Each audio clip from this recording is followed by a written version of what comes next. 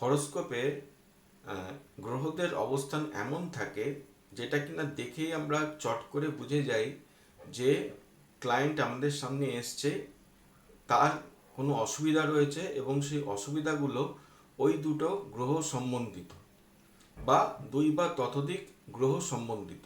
কি করে বুঝবো সেই সম্বন্ধে কিন্তু ভিডিওটা।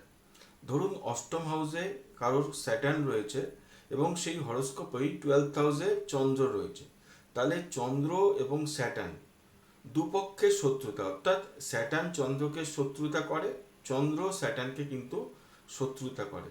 তাহলে সেক্ষেত্রে কিন্তু দেখা যায় তার মাঝে মাঝেই জব চলে যাওয়ার সমস্যা রয়েছে এবং অর্থকরী ব্যাপারে কিন্তু সমস্যা রয়েছে।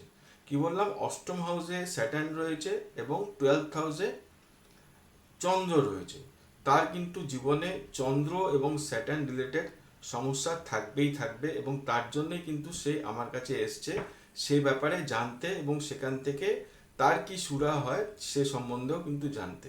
এরকম ভিডিও দেখার জন্য কিন্তু অতি অবশ্যই আমার চ্যানেলটাকে আপনারা একটু সাবস্ক্রাইব করবেন এবং অনুরোধ করব চ্যানেলটাকে আপনারা যদি এই যে ভিডিওটা আপনারা যদি একটু শেয়ার করে দেন। নমস্কার।